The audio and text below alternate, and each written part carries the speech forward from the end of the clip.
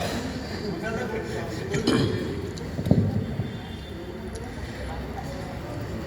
அனைவருக்கும் வணக்கம்.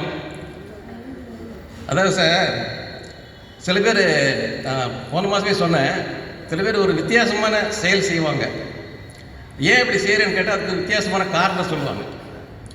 எப்படின்னா, நான் வந்து இந்தியன் ஓவர்சீஸில் ஒர்க் பண்ணி ரிட்டையர்ட் ஆகிட்டேன். நான் ஜாயின் பண்ண புதுசில் என் நண்பர் ஒருத்தர் இருந்தார், வேலை பார்த்துருந்தார். அவர் வந்து வெளியூருக்கு போயிருக்காரு. வெளியூர் போகும்போது அங்கே அவருடைய அண்ணனுக்கு கல்யாணம், அது திரும்பி ஃபிக்ஸ் ஆகிட்டு கல்யாணம் அட்டன் பண்ணிட்டார். அதனால் லீவ் லெட்டர் கொடுக்கணும். அது லீவ் லெட்டர் தபால் அனுப்பிச்சிட்டாரு. தபால் மேனேஜர் வந்து அந்த லீவ் லெட்டர் பார்க்குறாரு. அதில் எழுதியிருக்காரு, ஆஸ் ஐ ஆம் சஃபரிங் ஃப்ரம் பிரதர்ஸ் மேரேஜ் அந்த please grant me one week leave அப்படின்னு போட்டிருக்காரு. ஒன்று மேனேஜர் ரொம்ப ஆடி போயிட்டார். ஒன்று மேனேஜர் எங்களெல்லாம் கூப்பிட்டாரு. என்னப்பா இந்த மாதிரி எழுதியிருக்கிறான், அந்த காலத்தில் சின்ன வயசில் ஆஸ் ஐ ஆம் சஃபரிங் ஃப்ரம் ஃபீவர்னு போடுவாங்க. இது என்னென்னா ஆஸ் ஐ ஆம் suffering from brothers marriage please grant me one week leave போட்டேன். என்ன இது அப்படின்ட்டு ரொம்ப இதாக கேட்டார். நாங்கள் அதை பற்றி என்ன பேசிகிட்டு இருந்தோம். கடைசியில் 1 வீக் கழித்து அவர் வந்தார். அவர் வந்தோடனே மேனேஜர் கூப்பிடுவாங்க பாப்பா அப்படின்னு சொன்னோம். அவனை உள்ளே போனான். என்னப்பா இது பிரதர்ஸ், என்ன லீவு? Brothers marriage. சரி, அதுக்கு லீவ் லெட்டர் எப்படி எழுதியிருக்க? ஆஸ் ஐ ஆம் சஃபரிங் ஃப்ரம் ஃபீவர்னு சொல்லுவாங்க, நீங்கள் ஆஸ் ஐ ஆம் சஃபரிங் ஃப்ரம் பிரதர்ஸ் மேரேஜ் எழுதியிருக்க, என்ன இப்படி தப்பாக எழுதியிருக்கேன்? சார், நான் ரைட்டாக தான் சார் எழுதியிருக்கிறேன். ரைட்டாக இருக்கா? எப்படி? நான் காதல் வச்ச போனேன், எங்கள் அண்ணன் கல்யாணம் பண்ணிட்டேன் சார். அப்புறம் எப்படி எழுத முடியும்? எப்படி தான் எழுத முடியும் அப்படின்னு அதுக்கு ஒரு விளக்கம் சொன்னார். இந்த மாதிரி சில பேர் எப்படின்னா,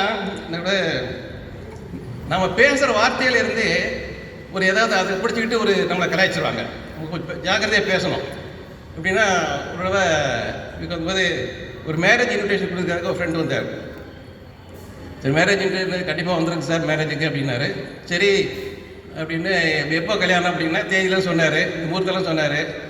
சரிங்க, முடிஞ்சால் வரேன் அப்படின்னு சொன்னேன். என்ன சார் அவசரம், முடிஞ்ச வரேன்னு சொல்லி, கட்டாயம் முடிஞ்சிரு சார், கண்டிப்பாக வாங்க, இங்கே அவசரமாக பேசாதீங்க அப்படின்னு அந்த மாதிரி சொல்லிட்டேன்.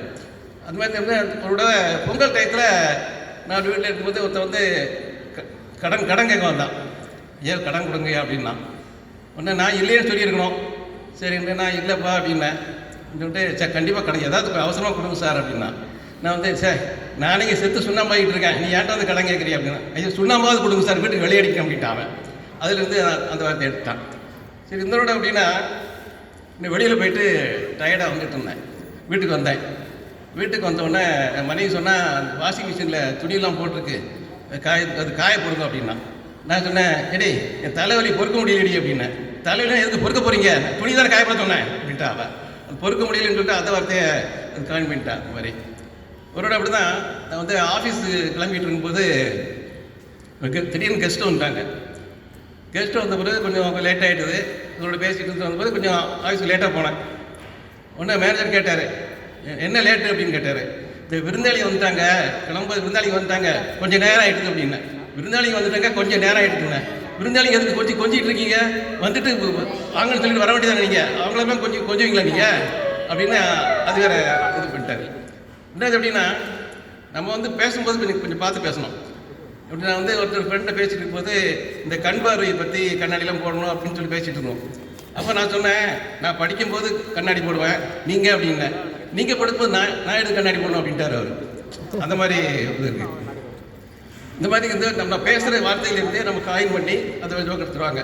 இந்த மாதிரி இந்த நீ கேப் கழிப்பட்டீங்களா, அதாவது முட்டு வலி இருந்ததுன்னா நீ கேப் போடுவாங்க. அது மாதிரி இப்போ வந்து என் மனைவிக்கு வந்து கொஞ்சம் முட்டு வலி இருந்தது, டாக்டர் போக வேண்டியிருந்தது. ஃப்ரெண்டுகிட்ட வந்து சொன்னேன், இந்த மாதிரி மனைவிக்கு முட்டு வலி இருக்குது, டாக்டர் போகணும் அப்படின்னு சொல்லிட்டு இருந்தேன்.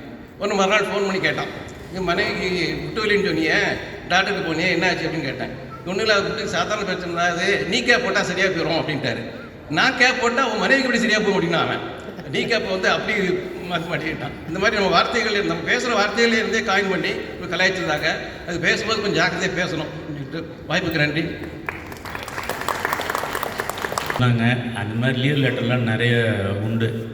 எழுதுனா leave letter, as I'm going to my native place to sell my land along with my wife, please grant me leave.